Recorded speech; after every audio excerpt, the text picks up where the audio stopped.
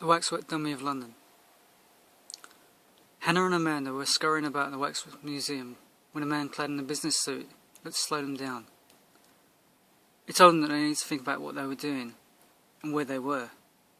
Amanda laughed, since it wasn't like any of these waxwork dummies were even real. Hanna joined in by saying that they weren't likely to be complaining anytime soon. The man shook his head before he leaned in closer towards them. He said there was one waxwork dummy that was rumoured to come alive after dark, and they'd do well to keep that in mind. Hanna laughed at the idea that one of the dummies had the capacity to move about of his own free will, although Amanda seemed shocked about the idea and wasn't joining in with her friend. The man said he wanted to show them the dummy in question if they wanted to see it. Amanda took a couple of steps backwards while Hanna smiled and said that she'd like to see it.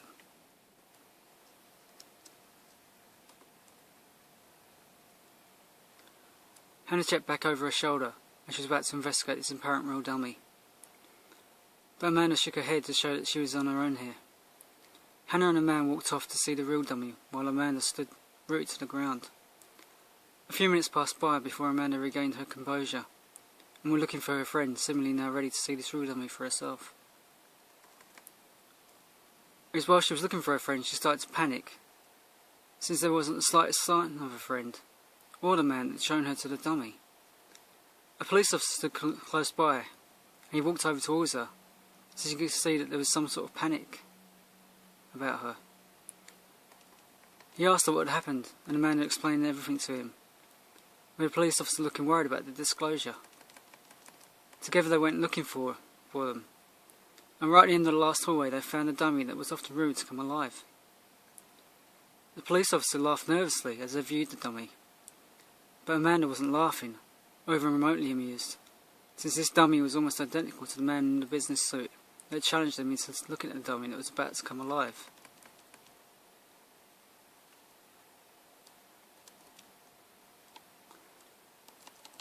Amanda shared this news with the officer and could tell that there was something wrong with this situation.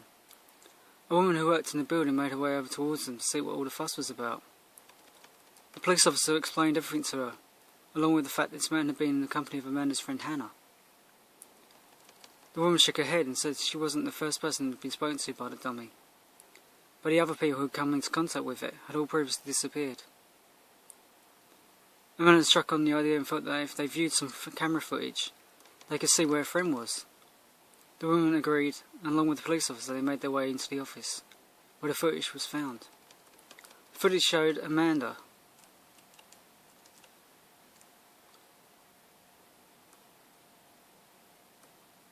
that both Hanna and the dummy had walked back to the empty platform where the dummy was meant to be located.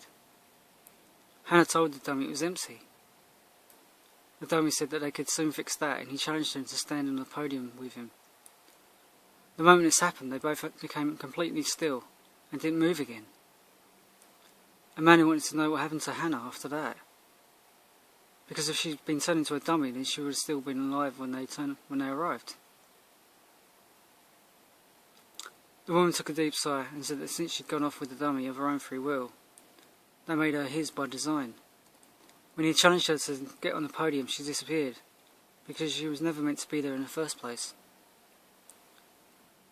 Amanda was shocked that her friend was gone, but she'd never forget the moment she watched her friend walk off with the Waxwork Dummy of London.